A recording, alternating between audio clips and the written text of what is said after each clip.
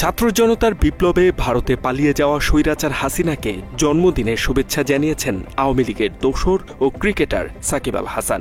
রবিবার রাতে নিজের ভেরিফাইড ফেসবুক পেজে হাসিনার সাথে তোলা একটি ছবি শেয়ার করে ক্যাপশনে এই ক্রিকেটার লেখেন, শুভ জন্মদিন আপা। ৭৭ বছরের হাসিনাকে ৩৮ বছরের সাকিব আপা সম্বোধন করায় ব্যঙ্গরসে মেতে উঠেছে নেটিজেনরা। স্বৈরাচার হাসিনাকে নিয়ে পোস্ট দেওয়ার সাথে সাথে তোপের মুখে পড়েন সাকিব।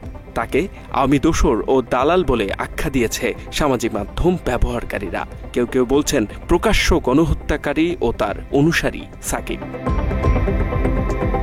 এছাড়া সামাজিক মাধ্যমে কেউ কারো নাম উল্লেখ না করে পাল্টাপাল্টি স্ট্যাটাস দিয়েছেন যুব ও ক্রীড়া উপদেষ্টা আসিফ মাহমুদ, সজীব ভুঁইয়া এবং ক্রিকেটার সাকিব। তাদের এমন ওপেন সিক্রেট বক্তব্যে তোলপাড় নেট দুনিয়া।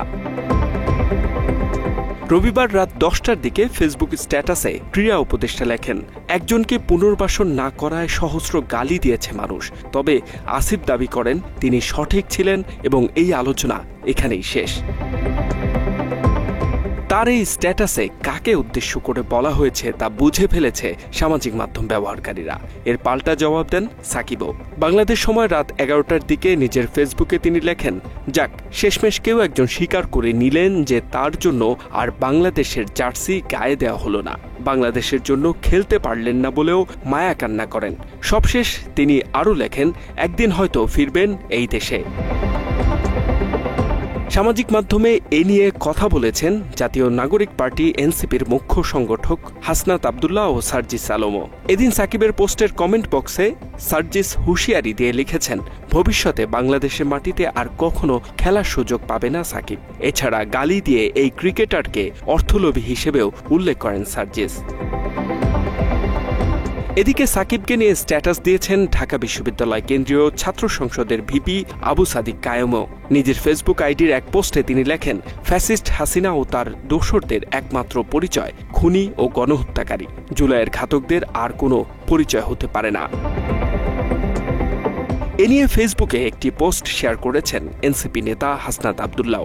সেখানে সাকিবের বিরুদ্ধে রুখে দাঁড়ানোর আহ্বান জানানো হয়েছে। আওয়ামী লীগ সরকারের পতনের পর থেকেই দেশের বাইরে অবস্থান করছেন বাংলাদেশের সাকিব। দেশে ফিরে জাতীয় দলে খেলার ইচ্ছে প্রকাশ করলেও হত্যা মামলার কারণে তার আর দেশে ফেরা হচ্ছে না। হাসিনা ছাড়াও এর আগে শেখ মুজিবুরের জন্মদিনের শুভেচ্ছা জানিয়েও সমালোচিত হয়েছিলেন এই ক্রিকেটার।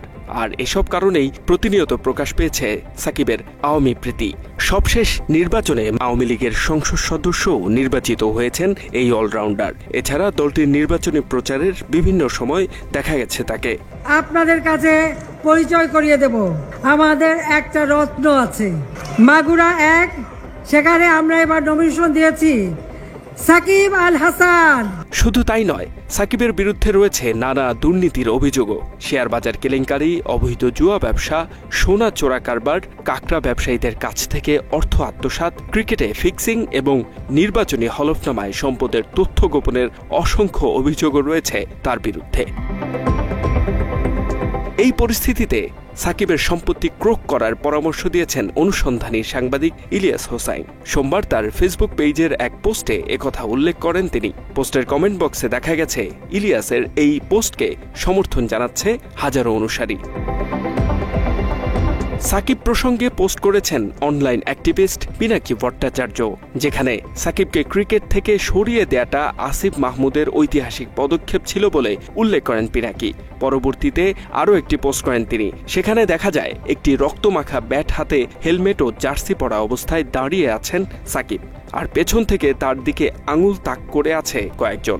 তার ব্যাটে কেন রক্ত লেগে আছে সেই প্রশ্নের উত্তর জানতে চাওয়া হয় সাকিবের কাছে।